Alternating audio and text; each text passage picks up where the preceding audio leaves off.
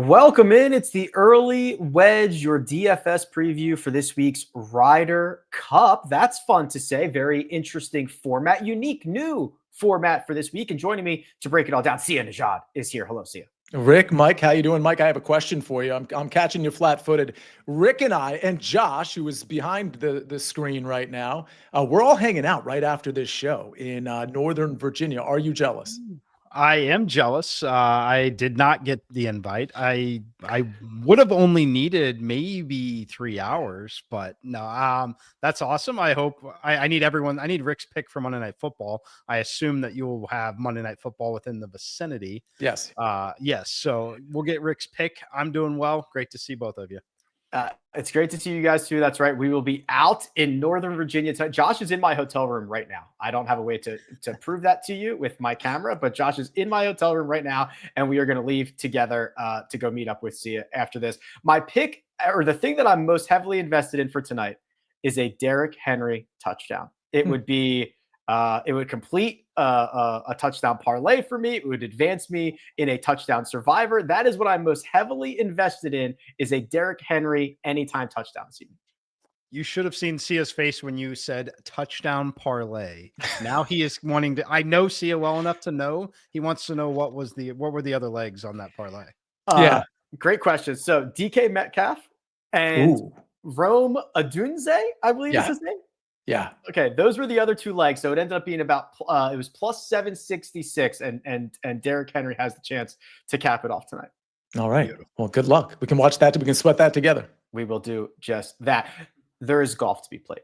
There is a Ryder Cup to be played. This is going to start Friday. It is going to go on Saturday. It's going to finish up on Sunday. And the format of not only this event is unique, but the format for DFS purposes is new. And Mike, we were talking about this before we went hot. In past years, we've had a Ryder Cup format on DraftKings, which would be scoring based on holes won and holes lost. And you could pick golfers from who might play together, and they would earn the same number of points.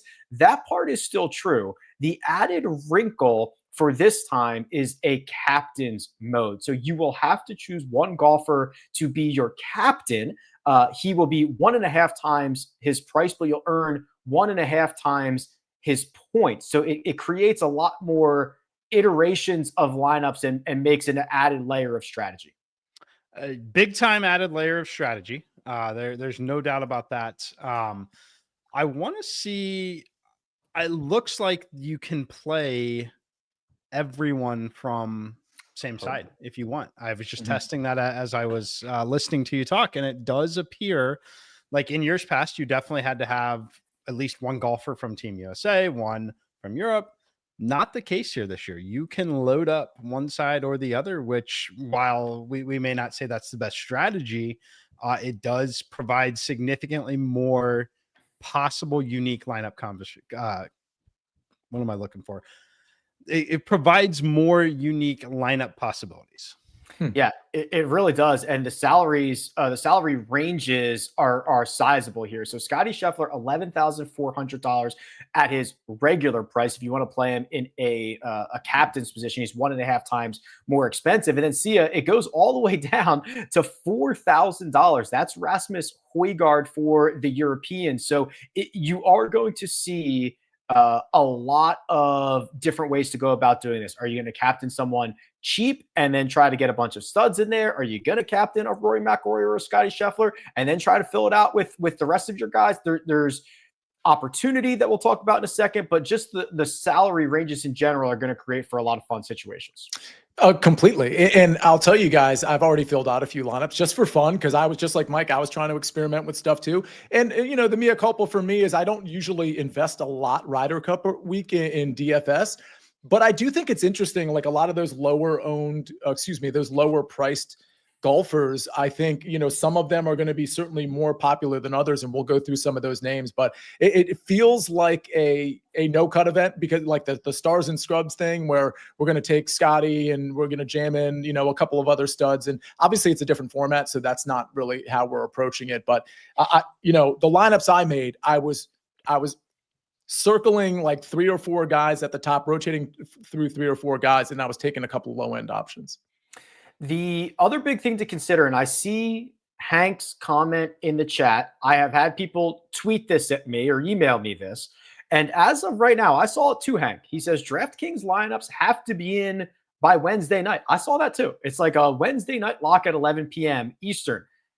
My hunch is that is going to be moved back because I have no reason for why DraftKings would want to shut down their contests more than 24 hours before the tournament starts, right? We're not going to kick this off until Friday morning. So I imagine that's going to get moved back, which then creates a situation, Mike, that we were also talking about before we went hot. We are going to know session one's matchups before, in theory, these lineups lock. We will get them on Thursday night. It'll be the opening ceremonies. Each captain will come out and give, some rousing speech to their supporters. And then right after that, we will get the first selections that are going to be made. And we'll have those first 4 matches on Friday morning on Thursday night. Will you, Mike, wait until we have those first 4 matches to generate your lineups, or do you not care as much about that? I personally will wait. I think that's kind of the beauty of DFS, right? You get it's so similar to betting markets, yet so different, right? In betting markets, we're encouraged and often rewarded for moving quickly and being first and moving first, right? Not the case here. Here, you are almost always rewarded for being able to take in as much information as possible and simply process it at the last second. Like that's going to benefit you more. So for me in this format, I'm waiting to see. And there's a couple reasons. Number one, yes, it's going to massively, in my opinion, impact your roster construction, some of those decisions, but it's going to do that for everyone. So if you like to play the ownership game, there will almost certainly be a golfer or 2 that essentially gets steamed and probably overused because they're appearing in that first set of matches. So I personally think that, you should be assuming that DK moves us back, which I am definitely in the camp that they will. I will be waiting to truly lock in lineups. Now, that doesn't mean you shouldn't have prelim lineups ready to go. It doesn't mean that you shouldn't have what if or if then situations, set up and in place. But I would wait. Yeah, and the 2 big reasons for waiting are you, one, are going to see who goes out in one of the first matches, which there's 5 sessions. So that's 20% of the sessions we are going to know who's playing.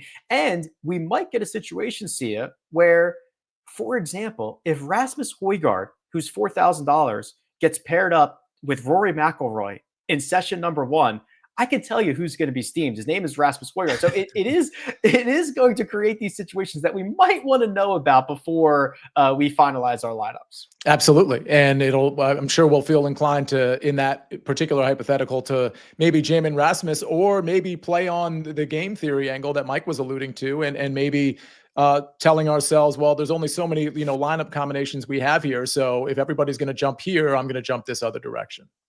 Yeah, it'll be a lot of fun. We're going to start naming names again. There's only 24 golfers, 12 on each side. We will go through them and figure out where we might be able to find some value and who those must plays are. But first, we're going to take a quick break and hear a word from our partners.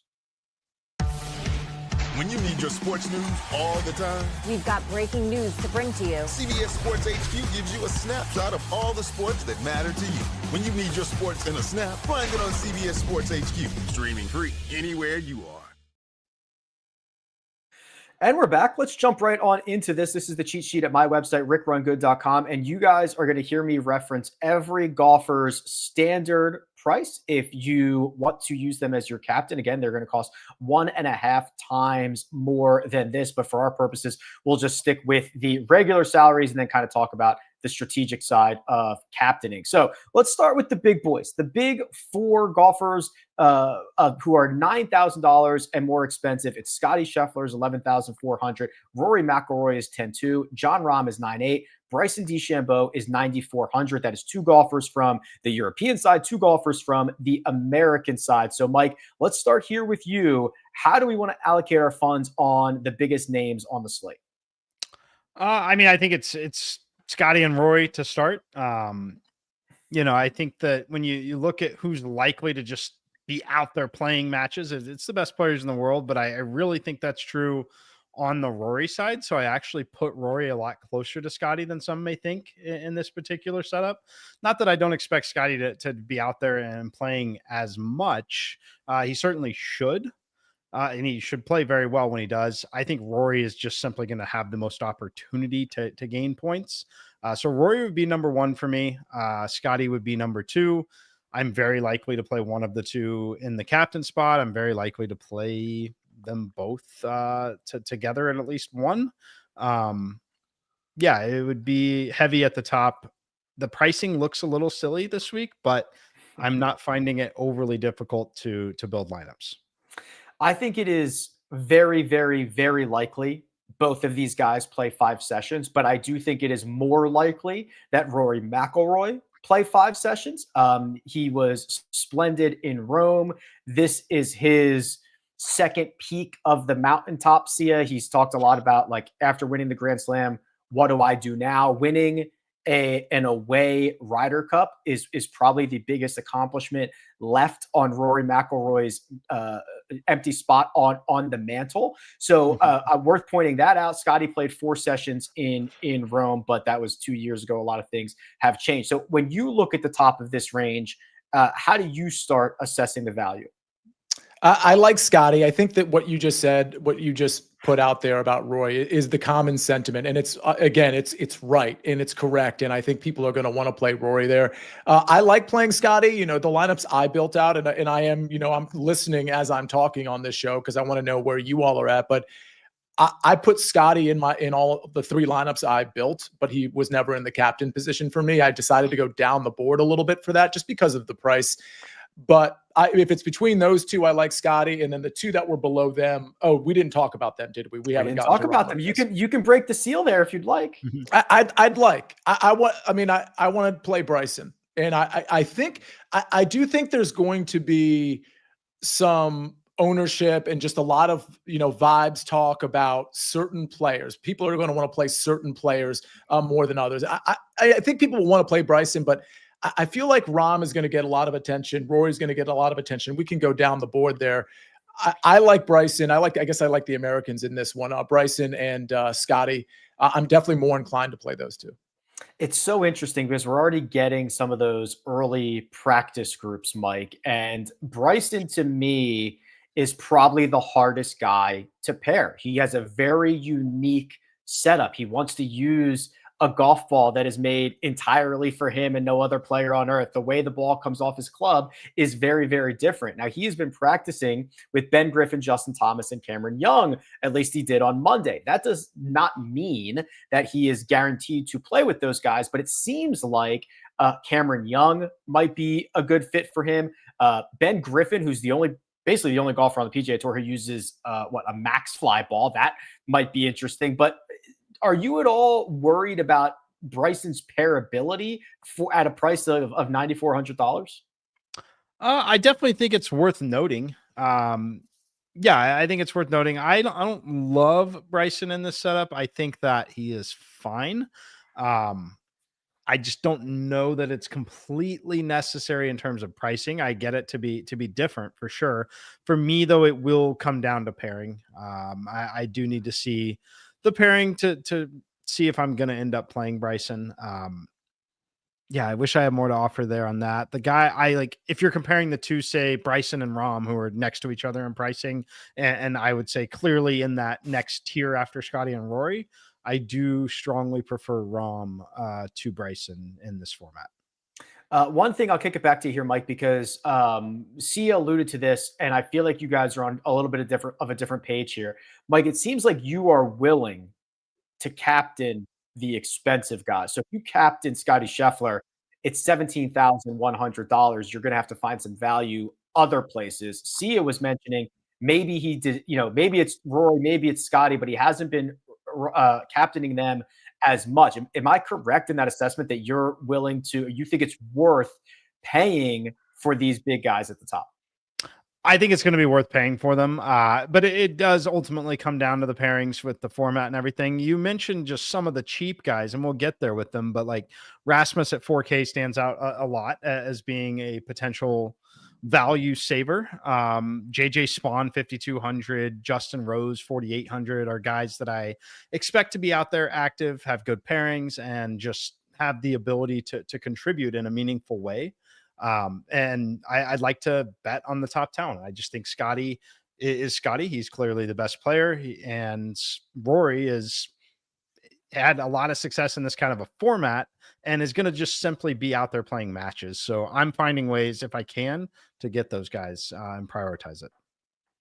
The next 5 are in the $8,000 range. Tommy Fleetwood is 8,800, Xander Schauffele 86, Ludwig Oberg 84, Patrick Cantlay is 8,200, and Victor Hovland is a flat $8,000. So here's that second tier, Sia, and these are the guys that might decide how much money you win, because these guys are all capable of going out winning 3.5, maybe potentially 4 points, and you can't play them all. So what are we doing in this $8,000 range? So this is tricky because we don't know the pairings, or at least the initial pairings, and we don't know how much certain guys are going to play. We can make assumptions, of course. I do think Hovland's going to get some ownership. I think he's going to get some attention. I think, Ludwig is going to get some attention as well, again, from an ownership standpoint. I like Tommy Fleetwood. I'm willing to captain Tommy Fleetwood. And again, I don't exactly know how much he's going to play, but I trust he's going to play a lot of matches here. He's probably my favorite in this range. And then I would say Patrick Cantlay at 8,200. I like how Patrick Cantlay's come on as of late. I played him in DFS at the Tour Championship. He almost won me $10,000 or about $8,000 in a couple of single entries.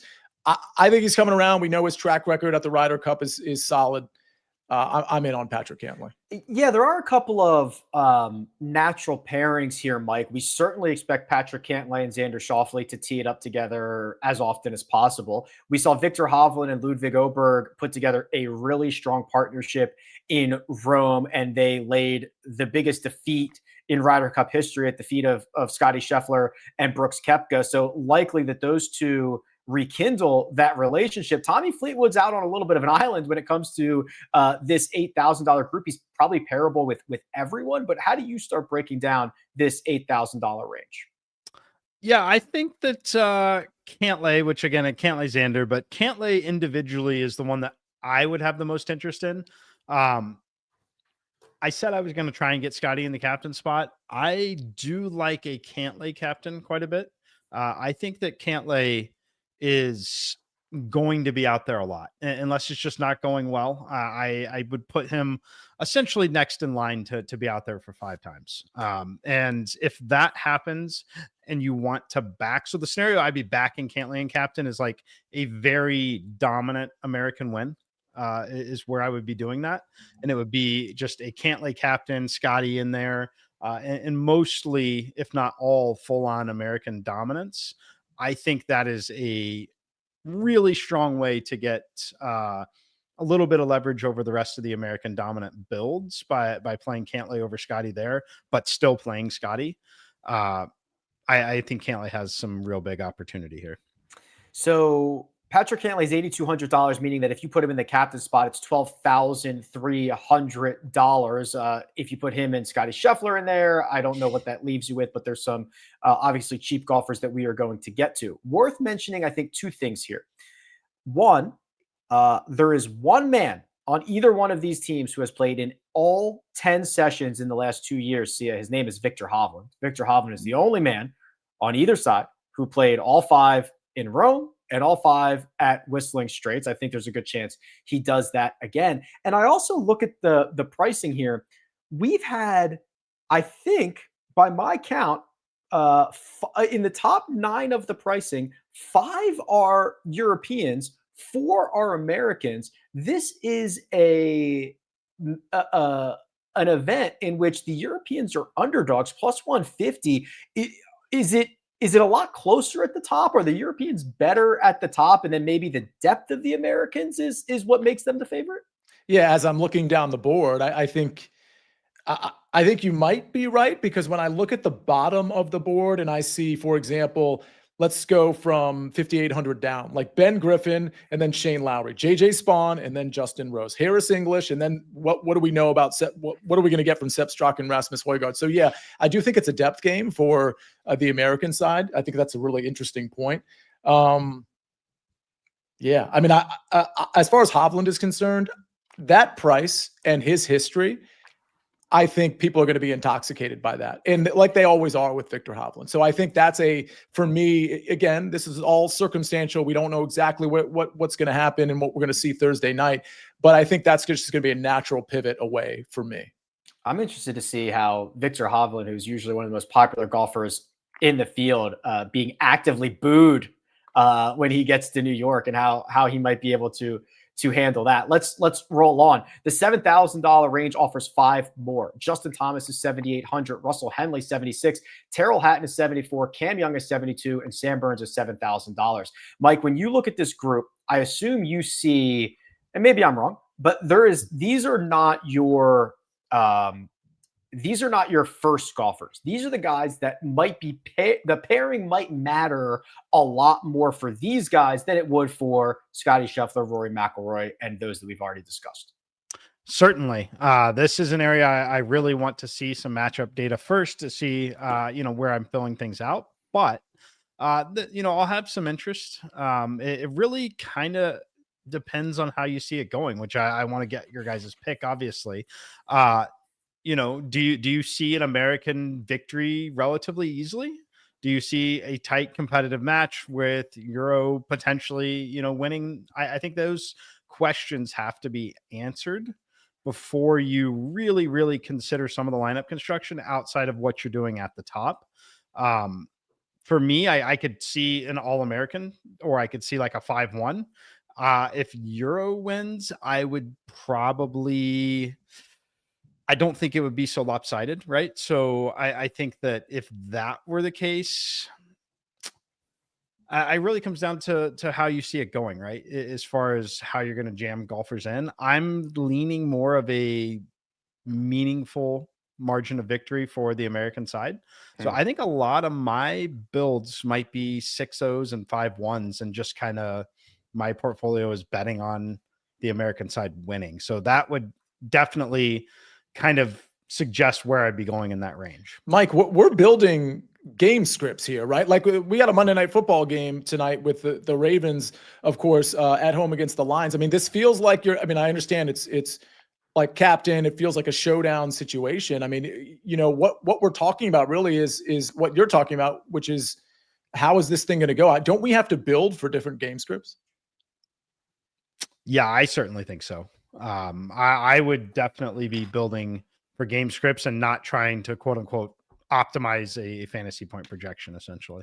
Mm-hmm. Okay. Well, with that being said, this range has 4 Americans in it, Burns, Young, Henley, and Thomas, to just 1 European and Terrell Hatton. So Sia, when you start looking at this range and trying to find those mid-tier options, what are you plucking out of here? I love Terrell Hatton. I think Terrell Hatton is perpetually underrated and underappreciated. I love his upside.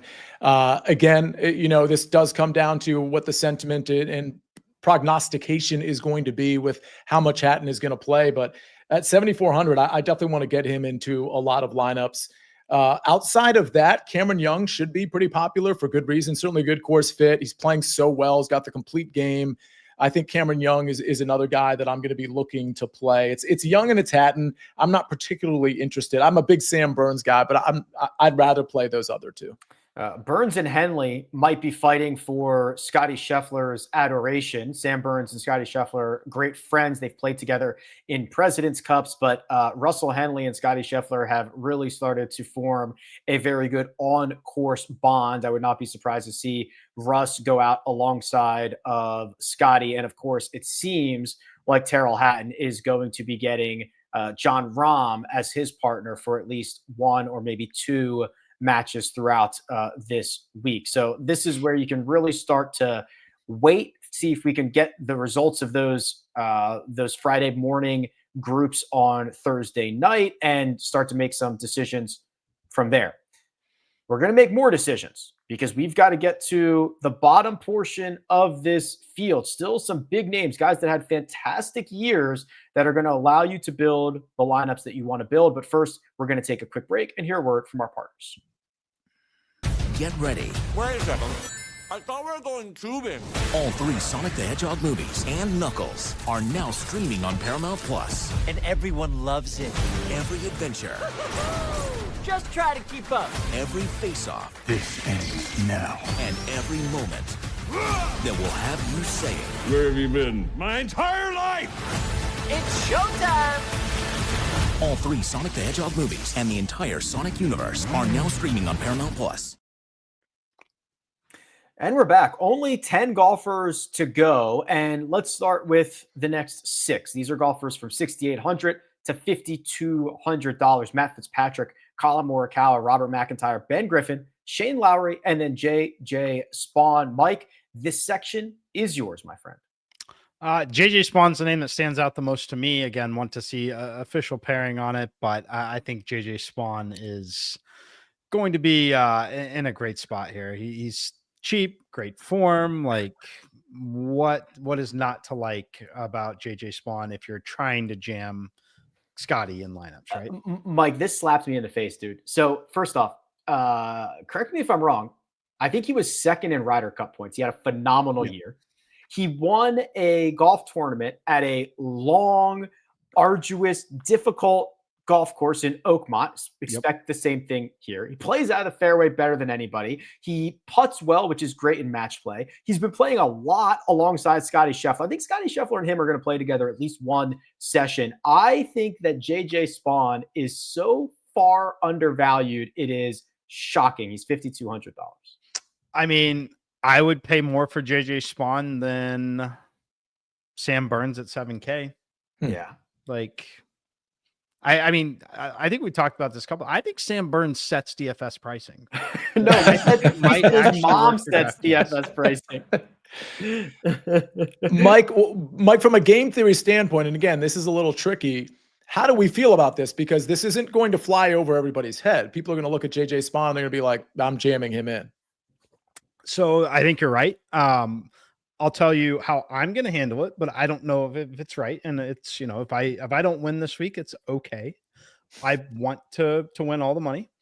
I think the way that I'm going to get different is full 6-on-6 or 5-1s. And I think the general consensus you'll see 6-0 definitely won't be popular. It'll be 5-1s or 4-2s. And then doing things like Patrick Cantlay captains versus Scotty and some of those American dominated lineups. But I'm just gonna the area that I like, it's essentially cross sport reference. Like I'm just gonna simply be overweight the field on the Americans. I do think it's interesting because yes, you're gonna have guys that are very popular, but you might have that popularity split a little bit between captain and regular. And to Mike's point, there's still a lot of ways to be unique and a lot of ways to be different that are not necessarily tied to ownership. So Sia, you know, you're seeing the bottom of this. I mean, we've got major champions in Matt Fitzpatrick and Colin Morikawa, Shane Lowry in this group. Like, what are we doing with these guys that for any given 3 days could look like the best players on earth?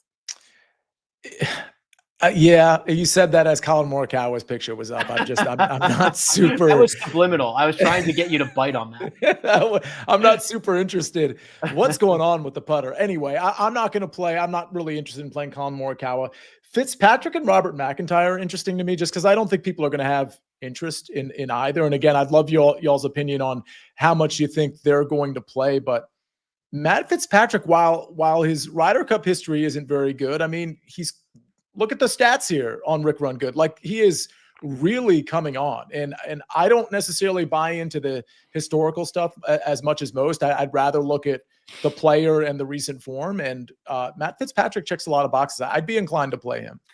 I think he's really interesting. Yeah, I think his career Ryder Cup record is something like 1-7. I mean, he's been miserable. And I think the one win was like his last match. So I think it's like he was 0-7, I believe, at one point to start his Ryder Cup career, but he has piled up top 10 finishes. The metrics are great. He is a seasoned like team international event type of player. So like this is not new. It's not like the stars are or the lights are too bright. So I think he's very interesting there. It'll be interesting to see how they use him this week.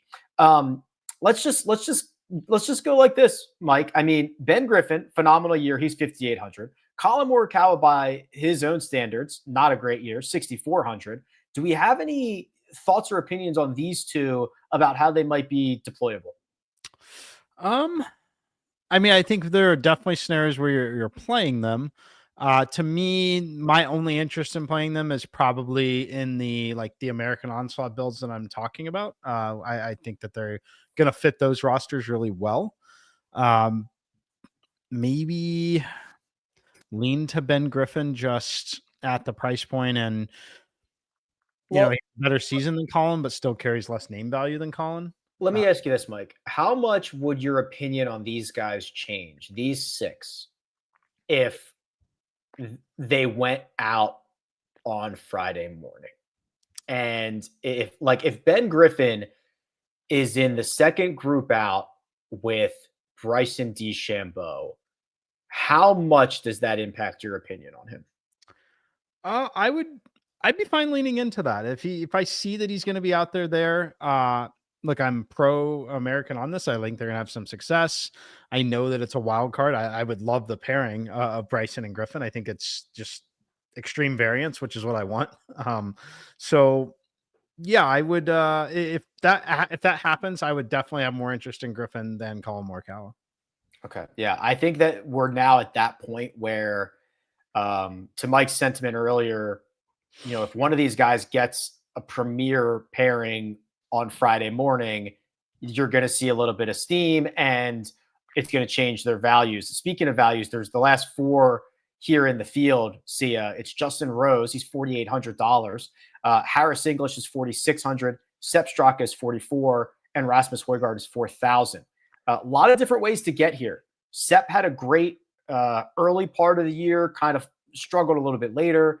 Justin Rose didn't play well for the vast majority of the year, but when he played well, he won stuff or had high finishes at major championships. Harris English found a victory earlier this year. And then Rasmus was just kind of solid and steady throughout. So what are we doing here with the last four of the pricing board? I think I want to rank them. I'm going to start with Rasmus, and this doesn't really factor in ownership. I'm going to start with Rasmus Højgaard, and then I'm going to go. And by the way, he's just obviously, I think he's a good course fit, but playing really, really well in terms of the recent form, really coming into his own. I would actually probably put Justin Rose second because of that upside that we see with Justin Rose when he's on, to your earlier point. Then I'd go Harris English, and then I just don't know.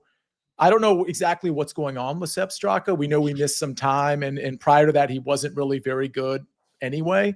So I think he's like, if you wanted to be super contrarian and all that stuff, that's great. But I just think Sepp Straka is the odd man out of those four, and probably Harris English as well. Yeah, Harris English struggling with the irons over his last four. Straka has been hit or miss, and maybe, Mike, this is that volatility and leaning into it. When Rose, who has played in a ton of Ryder Cups, when he gets it going, the putter's going to heat up. He's going to give us, he's going to start pointing at everybody. He's going to give us that look over the shoulder fist pump that he does, right? He's going to get it going, but maybe that's like a 20% of the time type of situation, but maybe we lean into that.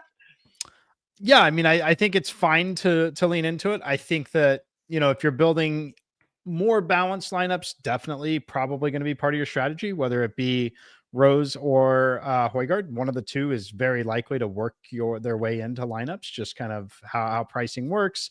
Pairings would be interesting. I do think that Rose gets to play a decent amount, and I do think, though, that does come with it some ownership. Just everyone kind of knows he's had some success at Ryder Cups, and I think that if you see that name early, he could certainly get steamed a bit.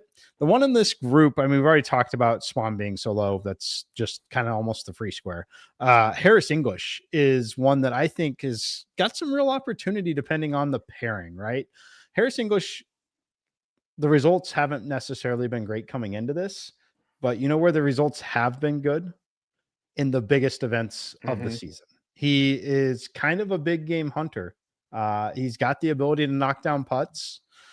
The pairing on Harris English could be extremely interesting, but I kind of like him. I think the price point is appropriate for the risk that you're taking on. Yeah, I agree with that. I think that, yeah, I'm getting confirmation here live from producer Josh that Harris English was the last man in that foursome that practiced this morning or Monday morning. It was Scotty, Henley, Spawn, Harris English. So I don't necessarily expect Harris English to get the Scotty Scheffler treatment, but an English Spawn pairing could be very, very interesting. And then to the Justin Rose stuff, he has often been used to shepherd some of the younger, less experienced players. We saw him take Robert McIntyre under his wing in recent years. He maybe gets a McIntyre, maybe he gets a Rasmus Højgaard, kind of leads the way in that realm as well. So lots of things to think about. We are going to get those first session groups and matches on Thursday night, so you don't have to go crazy making your lineups. We assume that lock time is going to change on DraftKings. So gentlemen, let's just put it all out there. Mike, I believe you have been leading us towards an overwhelming American victory. Would you like to make it official here? I will make it official. Overwhelming American victory. Certainly the scenario that I will be building the majority of my DFS portfolio for. Nejad, on Sunday night, the Ryder Cup belongs to whom? The United States of America in a close one. I think it's going to be closer, but I'll be honest. I'm going to build as if Mike is either very right or very wrong. I'm definitely going to do some of that showdown, that 4-2, 5-1, but probably more inclined to do the 5-1 type stuff just to be super different and just hope I spike it correctly. Yeah. Okay. Well, I'm the odd man out here. I'm on Europe. I think that here's the thing. I'm valuing the continuity of this team a lot. Same captain, same vice captains, 11 of the 12 same players, the top ends being just as good, if not better. I've got depth issues, but I also get a little bit of odds there. I've got some exposure to Europe winning this in what I believe would be a very close matchup. But I think I said that at Whistling Straits too, and they got their butts kicked there. So what do I know? Anything else? Final thoughts before we get us out of here? My final thought is I'm pro this new format. Again, I just think to have that sort of showdown-ish opportunity makes it feel, I mean, it is football season. It makes it feel kind of right. They're like, hey, we have this football product that's pretty popular. Let's just use it for golf. Like, oh, not a bad idea. All right. Awesome stuff. Big thanks to producer Josh doing all the hard work behind the scenes. Mike McClure, Nejad, I'm Rick Gehman. This has been the Early Wedge. Catch you next time.